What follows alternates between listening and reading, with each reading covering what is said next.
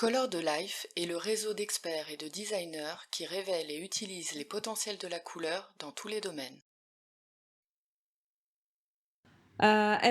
Si j'étais en couleur, je serais, je pense, un vert émeraude.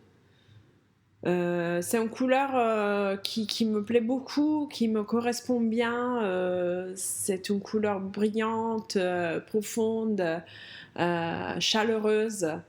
Et, hum, et en fait, c'est une question qu'on m'a posée à plusieurs reprises.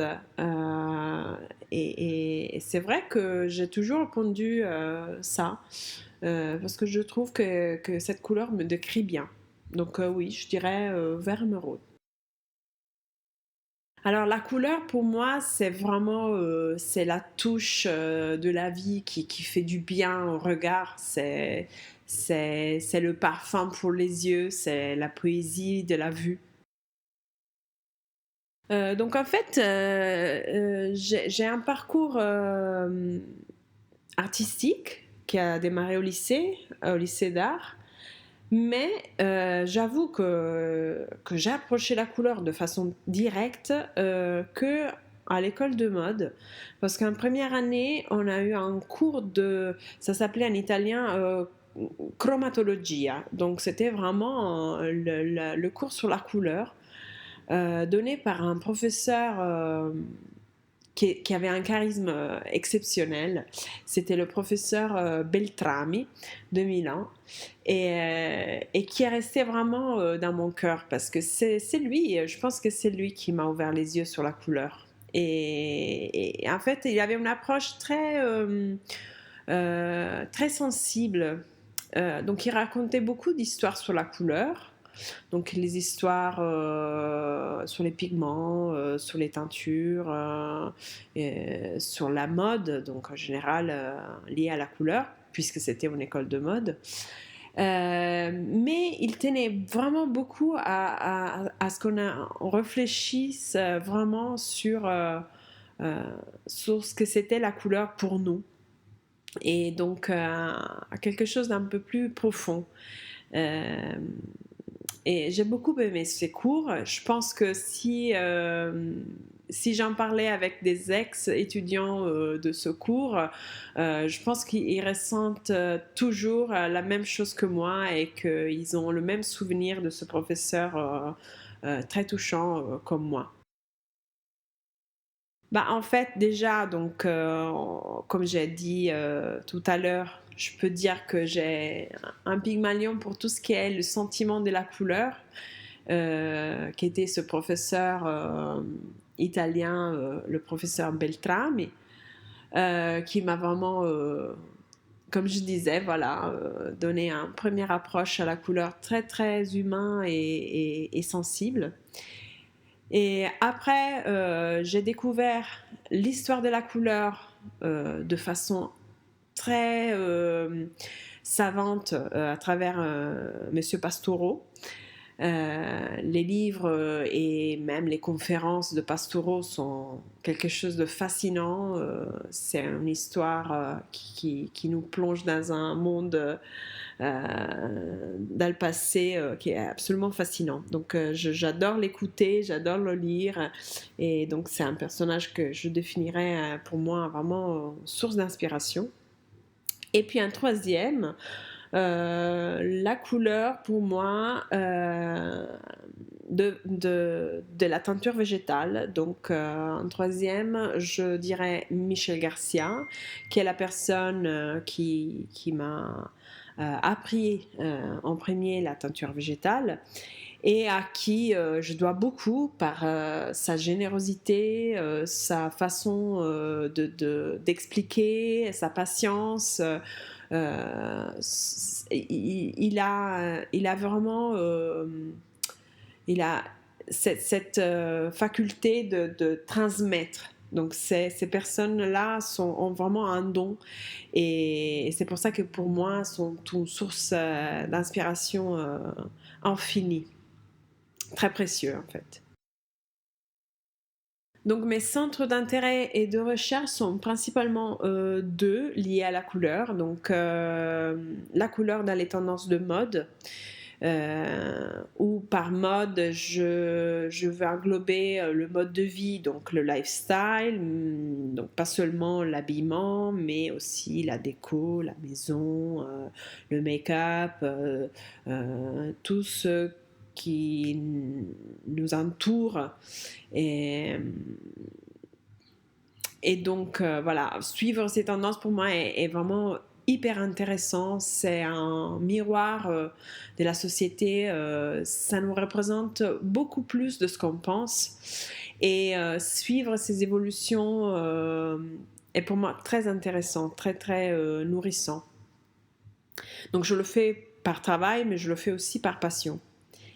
Et puis un deuxième axe de recherche pour moi, c'est la teinture naturelle, que j'ai découvert il y a une dizaine d'années. Et petit à petit, je m'en suis passionnée à ça.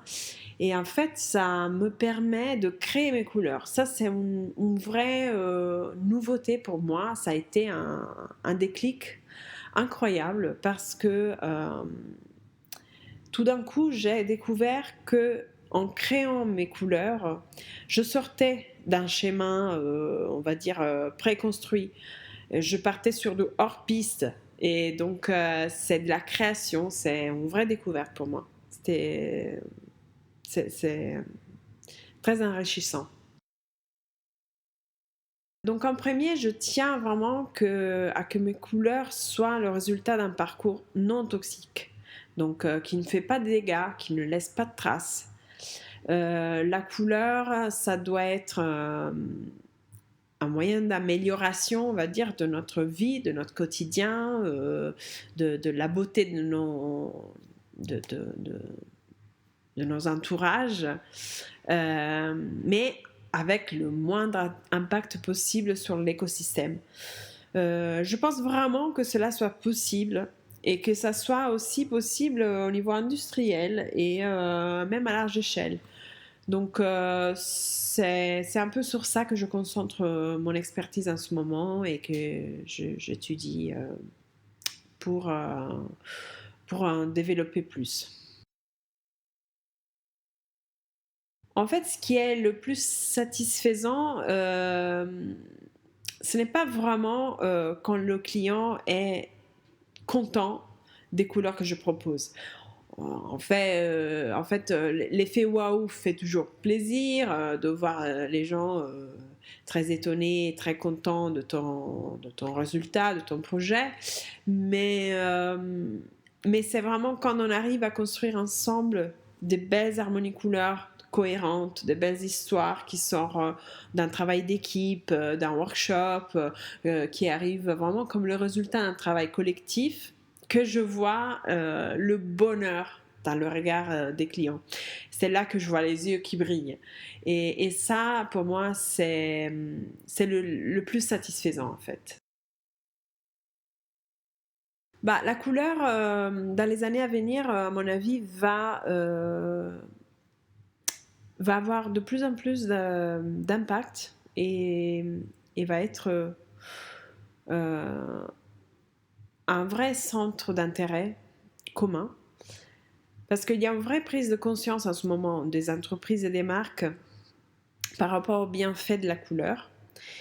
Et là, on aura vraiment beaucoup de besoin de couleurs dans nos futurs. Ça ne sera plus seulement un instrument de marketing, mais réellement un moyen de bien-être. En fait, nos yeux sont de plus en plus stimulés à travers les écrans, donc tout ce qui est digital, virtuel. Donc, quelles couleurs verrons-nous demain quelle, quelle sensibilité auront nos enfants à la couleur par rapport à nous, par rapport à nos grands-parents. C'est fascinant. Cette évolution est quand même en train de, d'accélérer et je pense qu'on va voir bientôt une nouvelle place de la couleur dans notre société. En fait, je sais pas si c'est un projet, c'est peut-être un rêve plus qu'un projet rêvé, mais j'ai toujours rêvé de faire un voyage à travers, plusieurs, parties du monde, pour aller, chercher, pour aller connaître, pour aller voir, les couleurs des différents peuples. Donc, les pigments, les maquillages, les teintures. Et c'est quelque chose qui me fascine. Je pense que ça fascine un peu tous les designers coloristes comme moi. Mais moi, bah, j'aime beaucoup le voyage en particulier. Et donc, j'aimerais beaucoup lier les deux choses. Je l'ai déjà fait un petit peu par le passé. Mais bon, c'est vrai que faire un voyage que pour ça serait vraiment un rêve. Quoique ce n'est pas du tout original, hein. Il y a plein de monde qui l'a déjà fait, qui l'a raconté, qui l'a filmé. Mais j'avoue que là, j'ai lu, j'ai vu des documentaires, des livres, mais ce n'est pas quelque chose qu'on peut lire, ce n'est pas quelque chose qu'on peut regarder dans un écran.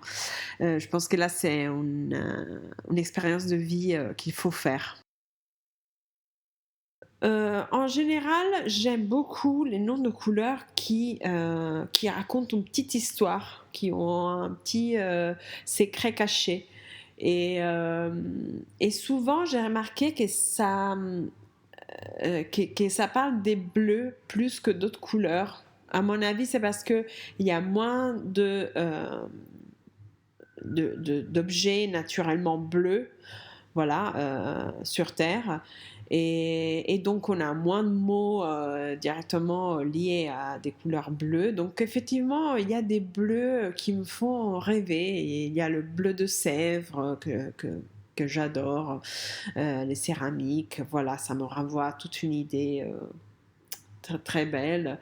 Le bleu majorel, le bleu de Prusse, mais aussi le bleu égyptien, voilà, me fait voyager. Rien que le bleu ciel me fait rêver.